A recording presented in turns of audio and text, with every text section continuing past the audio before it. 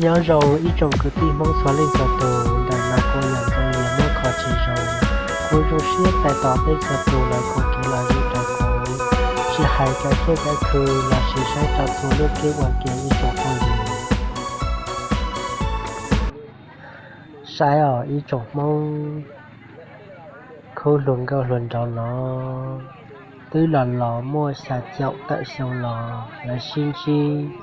là chuyện suy tru suy tổ tề to loại rượu chia rồi sai cờ giờ lên từ bỏ là lò họ thọ chân gà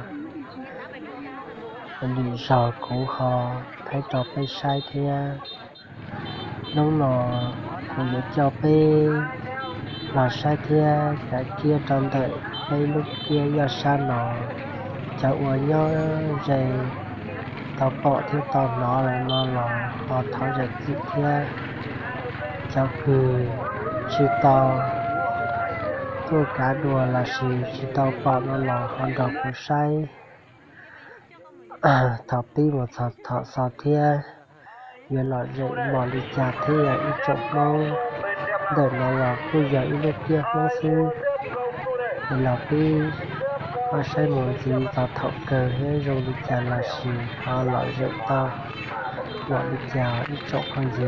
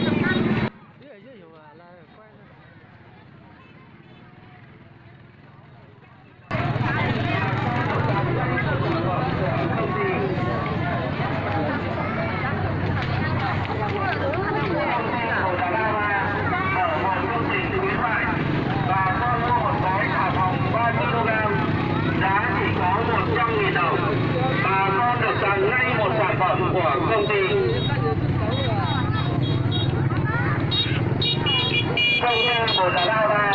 mở một chương trình khuyến mại bà con mua một gói xà phòng 3 kg giá chỉ có 100.000 đồng và con được tặng ngay một sản phẩm của công ty.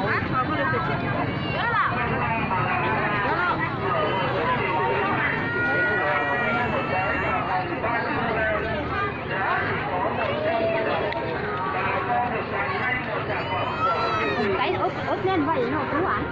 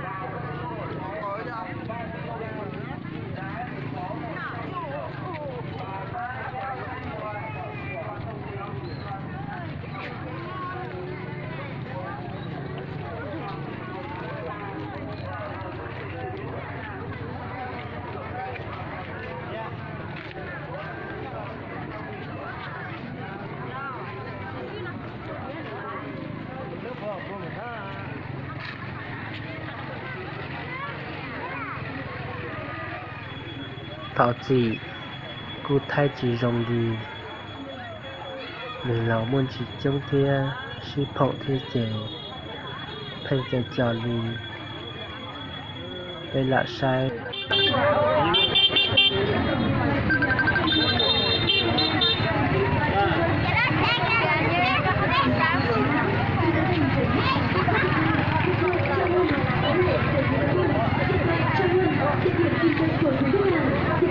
Trung tâm chợ Sài San, Phong Thổ, Lai Châu, xin trân trọng kính mời.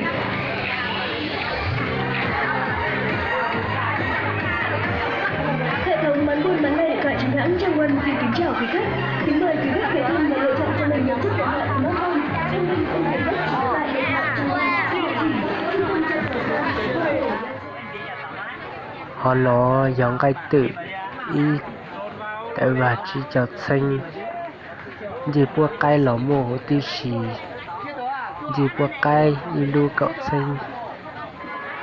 một số thế y trọng bùi gì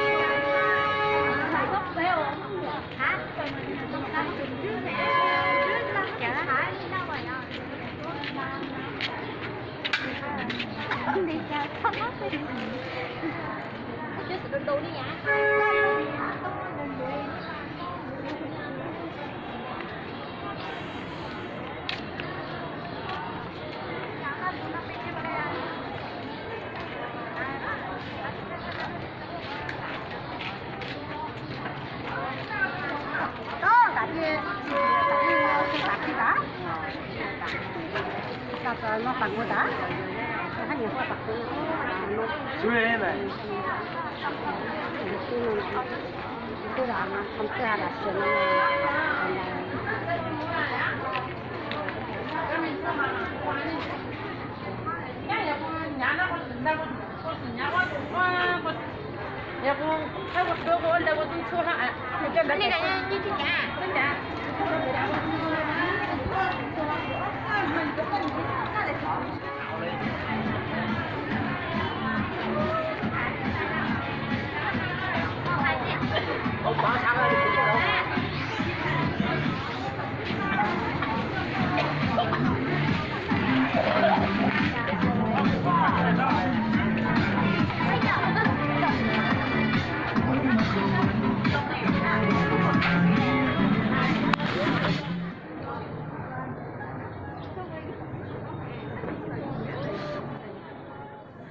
để nó giờ cho nhiệt chạy qua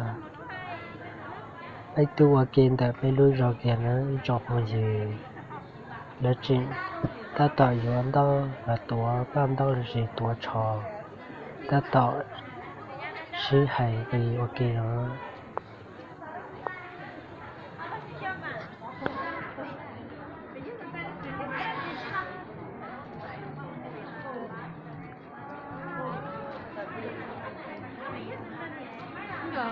nó phải mua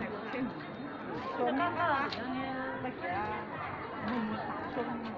tay đi được tăng con đó là cái mà nó rất là mua chút hoặc là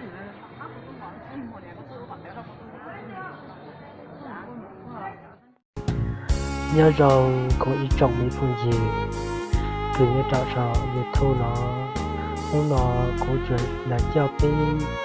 sai cái kia nên nó bên ấy mà xin gì đồ lì rò nhớ rằng